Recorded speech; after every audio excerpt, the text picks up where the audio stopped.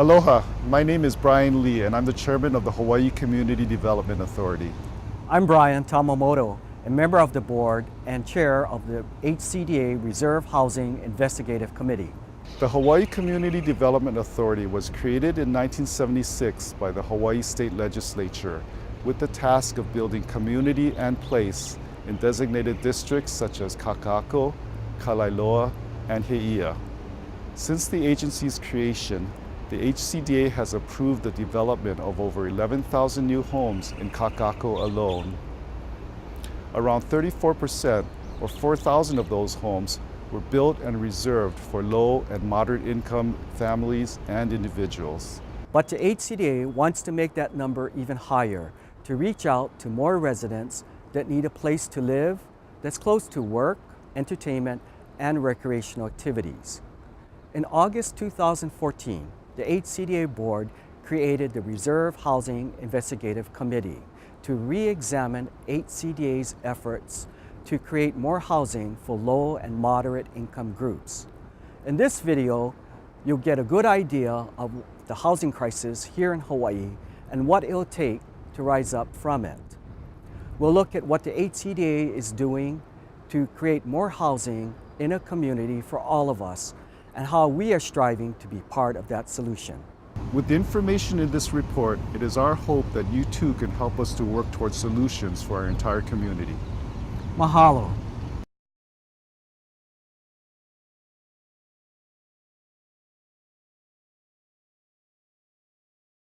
The need for affordable housing is apparent and at the top of everyone's minds. Creating truly affordable housing for residents of all income levels can help solve some of Hawaii's biggest problems today, including homelessness and high cost of living. A 2014 Reid study shows the need for 5,200 new housing units statewide each year to alleviate Hawaii's housing crisis. Experts say over 3,300 of those units are needed on Oahu alone. The nature of the housing crisis is that we're building so little housing right now that the economy cannot retain its younger workforce. And all of the people in a skills accumulation and knowledge accumulation phase of their careers are leaving Hawaii to go live places they can afford to live, and because they're tired of living with their parents. So we're nowhere near the number of units we need just to satisfy resident demand. Statistics show the number of new housing units built in Hawaii has fallen over 50% from the 1970s and has never recovered. Even with the recent building boom in Kaka'ako, we are still falling way short. For 25 years, between 1950 and 1974, inclusive, there were an average of 8,000 housing units built on Oahu every year. That's 10 times the amount that's being built today without computers. And this year, so far, is the lowest since World War II. At the same time, Hawaii's population continues to steadily increase, reaching over 455,000 households in 2010. The number of new households that are created each year far surpasses the number of new housing units, meaning people must either double up with family or move elsewhere. It's completely laughable to suggest that there's too much housing being built. To meet the demands of the growing population, economists agree more housing is needed across the board in Hawaii, especially in the already developed urban core like Kaka'ako. They say the addition of any new housing unit, whether it be low income, workforce housing, or even market rate, is ultimately a good thing because it helps to increase the supply and meet the demand of people wanting to move from one rung of the ladder to the next. If you build a high-end home that somebody can move into from a more moderately priced unit, people move up that ladder, then everybody moves up and somebody gets to move out of their parents' house into their first apartment. So it kind of doesn't matter what you build. The fact that you build a high-end unit doesn't mean that there isn't opportunity at the low end of the market. It creates opportunity. Perhaps the biggest limiting factor when it comes to finding housing is cost. Because each household's income level is different, the federal government breaks them down into groups in relation to the annual area median income, or AMI. For Honolulu, HUD says 100% of the area median income in 2014 is $82,600 for a family of 4 or $57,800 for a single person. Households making this level of income are referred to as the 100% AMI level. Other households who make more or less are grouped into the appropriate AMI category. For example, if you're a retail salesperson or a cashier making $10 to $11 an hour, your annual salary would be around $24,000 or $25,000. If you look at this AMI chart, you'll see that falls just under the 40% AMI level. On the other hand, a registered nurse or someone making around $81,000 a year would fall at the top of the AMI chart, around the 140% AMI level or higher. HUD classifies low income as those making 80% AMI or less, or a single person making less than $54,000 a year. They say 50% AMI is very low income. That's about $33,500 for a single person, while 30% AMI is extremely low income. Those who work minimum wage jobs would likely fall under this 30% AMI level or lower. Understanding these AMI levels is important when it comes to developing affordable housing, as certain government tax credits and programs are only available to projects serving specific income groups, mainly the very low income groups. Despite HCDA's efforts to encourage and support the development of more low and extremely low income housing, HCDA's target demographic remains the gap group of people making between 81 and 140% AMI. That's because other government agencies are already tasked with helping secure housing for the other income groups. For example, the Hawaii Housing Finance and Development Corporation, or HHFDC, provides tax credits and subsidies for the construction of housing for those making 60% AMI and below, and also administers programs for new homeowners. The Hawaii Public Housing Authority manages Section 8 and government-assisted housing for those making 60% AMI to less than 30% AMI, while the Institute for Human Services, or IHS, provides temporary homeless shelter and services. Since no other agency is specifically tasked with serving this gap group of individuals who make between 80 and 140% AMI, the HCDA looks to serve this niche. Each reserved housing unit or workforce housing unit approved by the HCDA is required to be reserved for families making less than 140% AMI, and the rental or sale price is calculated so that a qualified household would spend no more than 33% of its gross monthly income on housing expenses.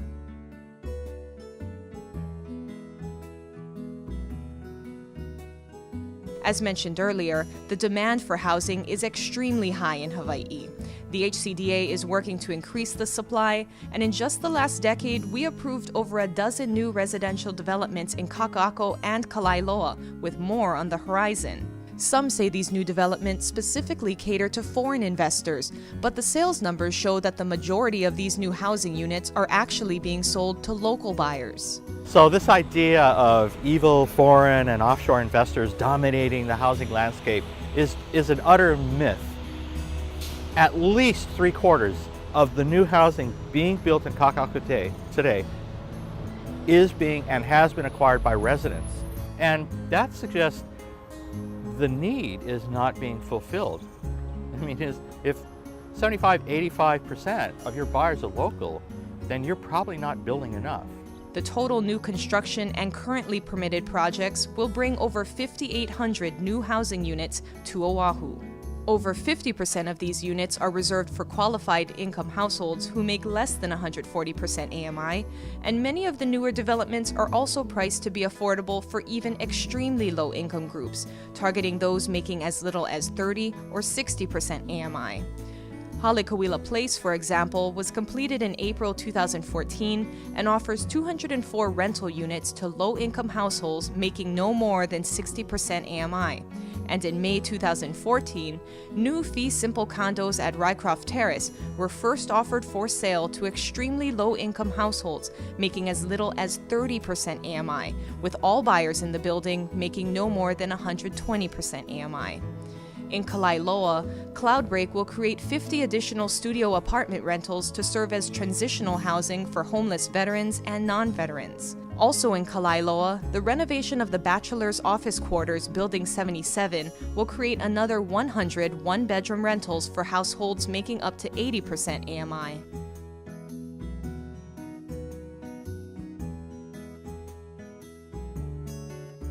With all of these numbers, percentages, and terms like AMI, it's easy to get confused. But a few definitions are important to remember when talking about so-called affordable housing. The HCDA regulates the development of both workforce and reserved housing, which are two separate programs with separate rules. Some might refer to them both as affordable housing. However, it's important to remember that these three terms are not necessarily the same.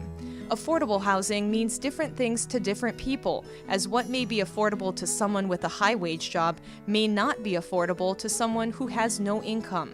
The HCDA defines affordability by formula.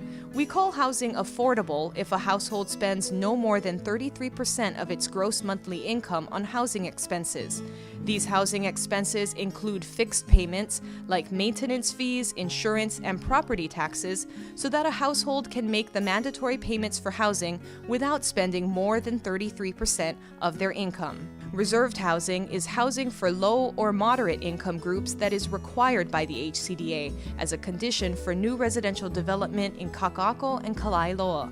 HCDA reserved housing rules require every developer to reserve about 20% of their new residential development for sale or rent to those making no more than 140% AMI. Current reserved housing in Kaka'ako is available to households making anywhere from 30% to 140% AMI. The regulated term is 15 years for rentals and anywhere from 2 to 10 years for fee-simple units. There are currently two provisions in place to ensure the HCDA's fee-simple reserved housing program is not abused. Under the buyback provision, if the reserved housing owner chooses to sell their unit during the regulated term, the HCDA now has the first option to buy back the unit at a below-market rate and resell it to another income-qualified household. In this way, we can keep the reserved housing affordable in perpetuity if owners choose to sell before their regulated term is up. However, even after the regulated term is up, all reserved housing units are still subject to HCDA's equity sharing provision, which prevents owners from flipping their units and making windfall profits. This provision requires the original reserved housing unit owner to pay the HCDA shared equity whenever they sell the unit, regardless if they sell within 5 years, 10 years, or even 50 years. This cash amount is calculated as the difference between the original market price of the owner's unit and the reserved housing price the owner actually paid, which is generally much lower than market prices. Because of this shared equity provision, the original buyers of reserved housing generally will not collect the windfall profits that many assume, as they would owe much of that money to the HCDA if and when they sell the unit. The HCDA collects those monies and uses it to fund future state-subsidized low-income housing projects like Halekawila Place or other community development projects in Kaka'ako. Workforce housing is another type of lower-priced housing for qualified income groups, but it is different from reserved housing because it is not required as part of HCDA rules for new residential development. Currently, the only existing workforce housing in Kaka'ako is at 801 South Street. Now, in a workforce housing development, at least 75% of the units must be set aside for buyers making 100 to 140% AMI. This is much higher than the 20% of units that are universally required to be set aside for low and moderate income groups in all residential Kaka'ako and Kalailoa developments under HCDA's reserve housing program. Workforce housing units must also adhere to certain unit size restrictions to encourage more modest developments.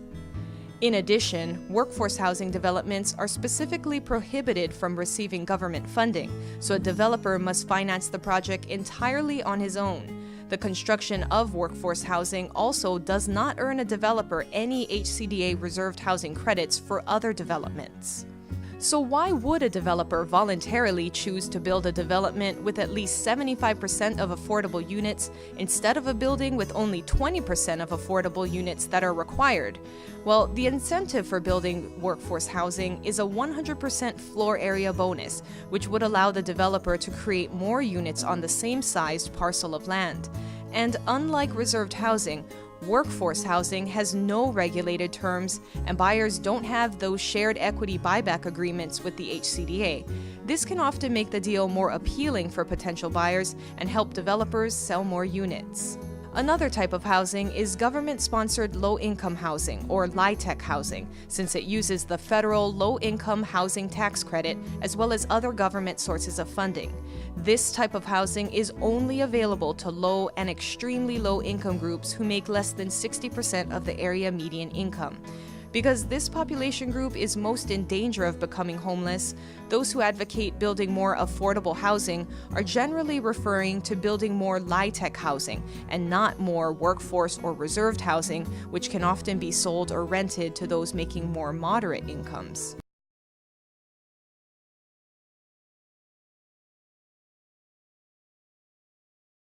So how can we build more LIHTC housing, or housing for low and extremely low income groups? If you had to name one challenge, funding is the challenge, because it's the one piece that you really can't do anything without. We all agree about the need to build more housing at lower price points for working class families, but who will foot the bill? Developers, even those who are nonprofits, all require a strong financing structure before taking on the very expensive task of building new housing for lower income groups. We don't have a pot of money to spend, and if we did, the pot of money would be gone pretty quickly. So we're having to utilize monies from others. While luxury housing obviously yields high profits, affordable or low-income housing does not. So why would any developer choose to build it? Luxury housing, along with the high profits, also has extremely high risk. If the market changes, like in 2008, those profits disappear and a developer could go bankrupt. But with the constant demand for more affordable housing, the financing structure can be more stable and dependable. Developers of housing for low and extremely low income groups, or those making less than 60% AMI, can also qualify for government subsidies and funding, so we see most of the affordable developments catering to those income levels. As we mentioned earlier, government-sponsored low-income housing is one of the types of housing developed in Kaka'ako and across the nation, as it's this type of housing that is commonly associated with the term affordable housing. The biggest source of government funding for low-income housing is LIHTC, or the Low-Income Housing Tax Credit. This federal program allows major corporations and private entities to invest their own money in low-income housing projects in exchange for tax credits. These monies make up the bulk of a project's financing model. The low-income housing tax credit, again, is our primary tool for producing low-income housing, but because of our high costs, that only covers about half the construction cost. So locally, we're usually on the hook for the other half. And that's why we've had to come up with as many tools and funding sources as we can. Another source of funding is the rent and mortgage prices paid by renters and buyers themselves. But because low-income housing rent and sales prices are capped to remain affordable for lower income groups, the cash received from the mortgageable rental revenue is extremely limited and doesn't add much to offset the cost of construction. It's also important to remember that just because a development is a low-income housing project, that doesn't necessarily mean it'll be much cheaper to build than market-rate housing. Construction cost is the same. Really, you may do things perhaps on the finished side that are a little bit less expensive, more cost-effective than in a high-end luxury condominium, but fundamentally, the things that really cost the money, the structure, the systems, etc., are the same in either case, and so you're having lower rents, and so you essentially have a gap that you need to fill. This equity gap that's left over after collecting all of the LIHTC funding and rent or mortgageable revenue needs to be made up with grants or loans from other government agencies or programs. In Kaka'ako, the HCDA provided the gap financing for the construction of Halekuila Place. The 204-unit low-income rental project still needed $17 million after exhausting all of its other funding options. So the HCDA stepped in to ensure that project was built. Halekuila Place officially opened in April 2014 and was quickly rented out. Other state-sponsored low-income rental projects in Kaka'ako also use this financing model to build. Kamake'e Vista, Pohulani, Kauhale Kaka'ako, Nalehulu Kupuna, and Honua Kaha were created in the late 80s and early 90s to provide affordable rental housing for those making less than 80% AMI. Because these projects targeted low-income groups, they were able to secure millions of construction dollars with LIHTC, as well as a number of other state and federal grants and subsidies. We can't build the affordable housing in the first place without somebody footing the bill. So for what we do, it's we can't do it without a local government partnering with us to cover the gap. Government-sponsored rental projects like these are vital to serving the low and extremely low-income groups in Kaka'ako, as private developers cannot raise sufficient funding for the construction of such developments without government assistance.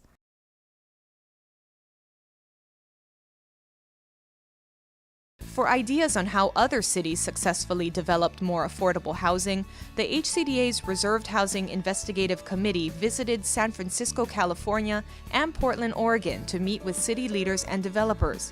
Like Honolulu, both cities share our struggles of limited space, expensive land, high demand, and low supply of housing. I think we have the same challenge everybody else has, which is that the demand outweighs the supply, and so you have people that are rent burdened or in substandard housing or doubling up, etc. Part of the reason that we think that we have such a high affordability gap is that we've been underproducing for years.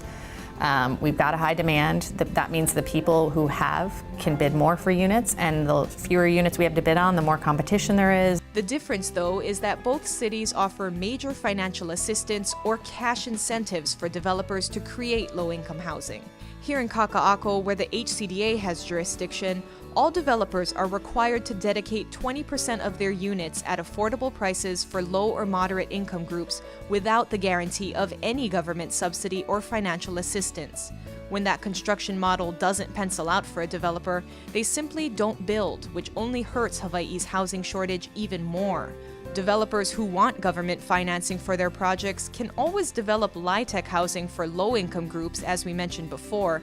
However, such housing still requires substantial money to build, and the developer cannot recoup or offset such costs by selling some units at market rates, as in the case of reserved housing. In San Francisco, the city itself will usually step in and fund the developer's equity gap for the construction of low-income housing. And in Portland, the city offers a property tax abatement program and waivers for system development charges to incentivize the development of housing for those in the 60 to 80% AMI group. It is true that development community generally, there needs to be some incentive. Even Garding Edlin, we're a triple bottom line company and we're very mission oriented. It's difficult for us to financially make a project feasible without some level of incentive to create those lower income units.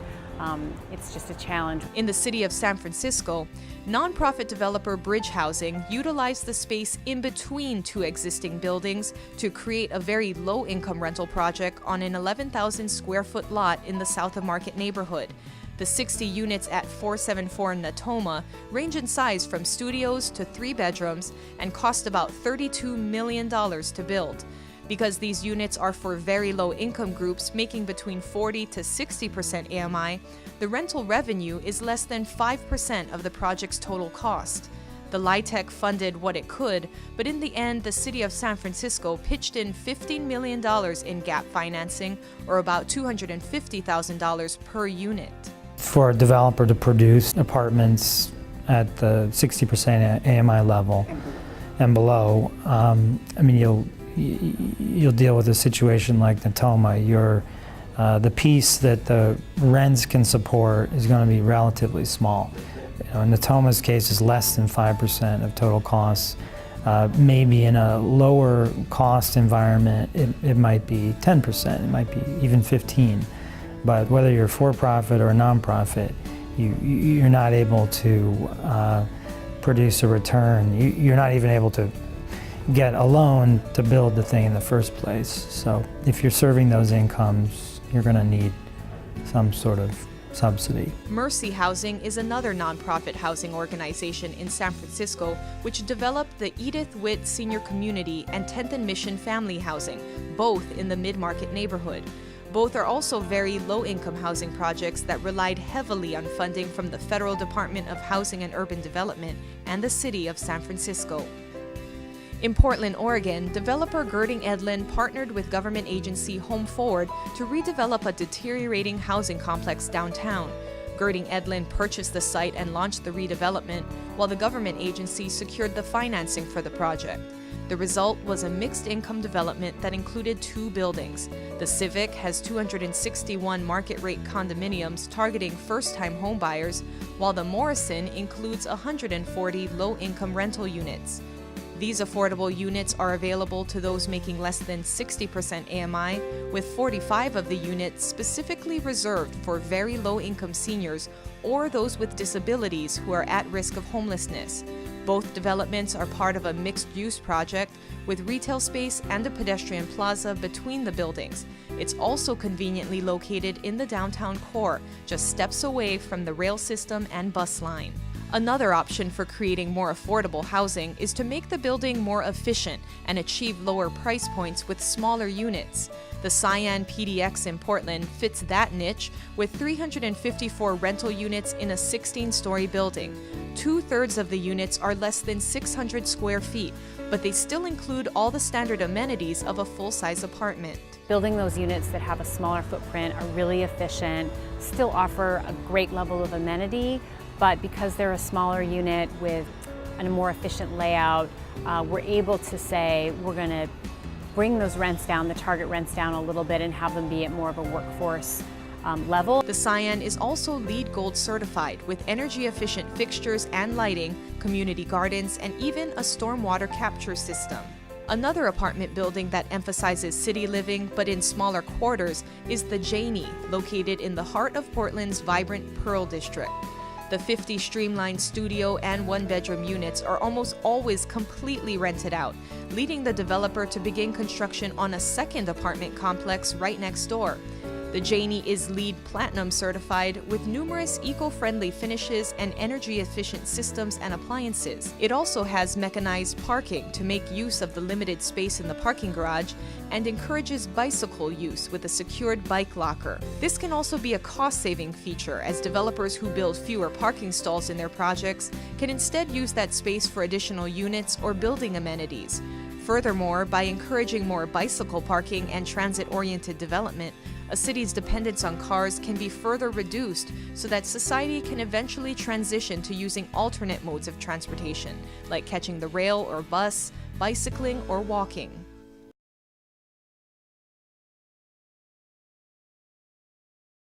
So how can the HCDA ensure it is part of the solution and not part of the problem in solving Hawaii's housing crisis?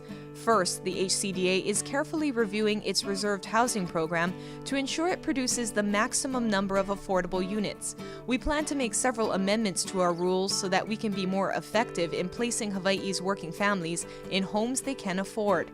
However, at the same time, our policies cannot be so strict and rigid that they serve as a disincentive to developers and cause developers to build elsewhere, perhaps on the mainland. You have to create some financial incentive or the developers won't develop. So there needs to be some way to balance it out. Some advocate forcing Kaka'ako developers to only build low-income housing or to devote the majority of their projects to serving lower-income groups or even to pay large fees for building luxury or market-rate units. While these requests have good intentions, it's important to remember that developers must still meet their business models or they won't be able to build anything. People who don't understand the economics of development think, I see them making money. If we put it higher, they'll pay it. It should happen. Unfortunately, our boom-bust cycle, if the market isn't there and our requirements are too high, our supply problem is only going to get worse. And so we're trying to balance. The HCDA is currently exploring its rules requiring 20% of reserved units in all new residential developments and seeing whether that number can be pushed higher or if we can extend the regulated terms to keep the units affordable longer. But it's a process that requires careful consideration, as our decisions today will affect the future. If the wrong choices are made and if growth stagnates, the housing crisis in Hawaii will get even worse. We increased some fees and affordable housing requirements along with zoning right at about the time that here the economy went down. So we had these great new area plans with great requirements where we saw no development for a good 3-4 year period. It's something you always have to watch because the market changes, and so what you can ask of the market changes. In fact, some economists say increasing the affordable housing requirements in Kaka'ako would be counterintuitive, since developers might offset their costs of subsidizing lower income units by building more luxury units. Increasing the threshold, increasing the reserve housing requirement, the affordable, the workforce housing requirement, all that does is guarantee even more high-end housing is going to be built relative to middle market housing. You have to remove the affordable housing requirements to make more housing, not increase them. Here in Hawaii, HCDA's 20% reserved housing requirement on all residential projects in Kaka'ako and Kalaeloa is one way we have seen results in increasing the supply of housing for middle-class families making under 140% AMI. But the biggest hurdle in creating housing for lower income groups, or those making less than 60% AMI, remains funding. Because the HCDA does not receive state funding for day-to-day operations, the only money we have to give to a low-income project comes from developer fees and the management of our assets. However, this money is limited and takes time to build up to the millions of dollars necessary to satisfy gap financing for a low-income development like Halekauila Place. In that case, and in many others, even providing free land for the project doesn't guarantee that a developer will be able to successfully fund the development of a new low-income housing project. However, without the free land, such a development is almost guaranteed to fail. Recognizing this problem, the HCDA has committed its own land in Kaka'ako Mauka to the development of low and moderate income housing. On Cook Street, the HCDA owns a small 10,000 square foot lot near Queen Street. Because of the parcel's size, we're looking to develop a new type of housing that might be a better fit for qualified income groups.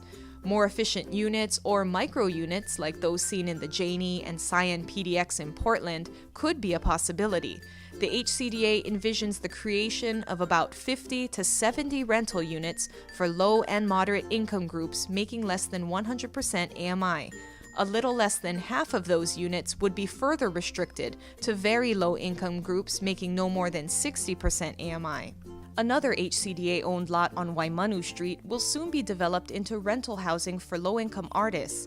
Pa'i Foundation and Art Space will develop the Ola Ka'ilima Art Space Lofts, which will include 84 rental units for those making less than 60% AMI. These units will serve as both live and work places, providing residents and their families a unique type of housing that incorporates mixed uses like never before in Honolulu. The Art Space Lofts will also include green space and a large community area that will house the Pa'i Arts and Cultural Center so that the general public can also utilize the development. Since both projects would sit on the only 2 parcels of developable land in Kaka'ako that the HCDA owns, the HCDA can control the lease terms and keep it affordable to lower the cost of development even more. For example, the HCDA is leasing the land for the Ola Ka'ilima Art Space Lofts project for just $1 a year. With essentially free land and a strong financing model with millions of dollars in financial assistance from the government, both the Cook Street project and the Art Space Lofts project can create housing opportunities for low-income groups in the heart of Honolulu. But without all of these favorable conditions lining up perfectly, low-income housing becomes nearly impossible to build.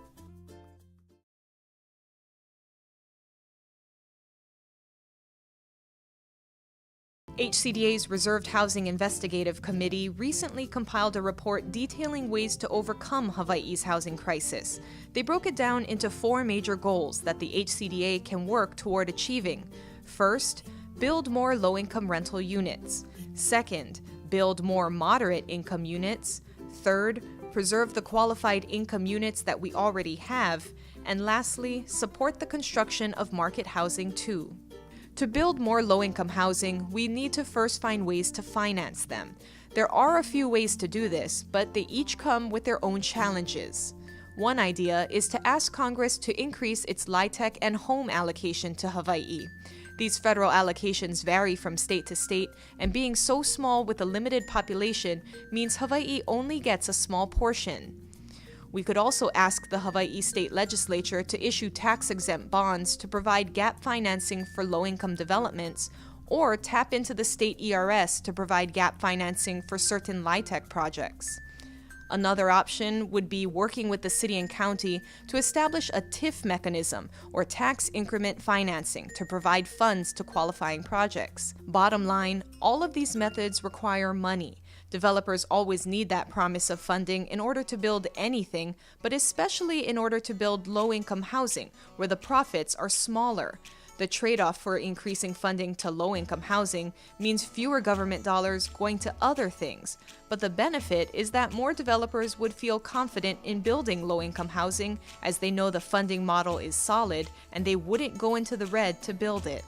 To build more moderate income rentals or for-sale units, we can amend HCDA reserved housing program rules to be more efficient at producing affordable housing. Those potential rule changes could include allowing already permitted developments the flexibility to produce rental or for-sale reserved housing units, require fee-simple reserved housing to be priced at 80 to 120% AMI instead of 100 to 140% AMI, or require all developments with 10 or more residential units to follow reserved housing rules instead of just those developments on lots bigger than 20,000 square feet.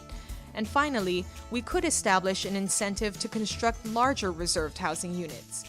All of these changes are much easier to do than the other proposals, since the HCDA can amend its own rules for community development districts.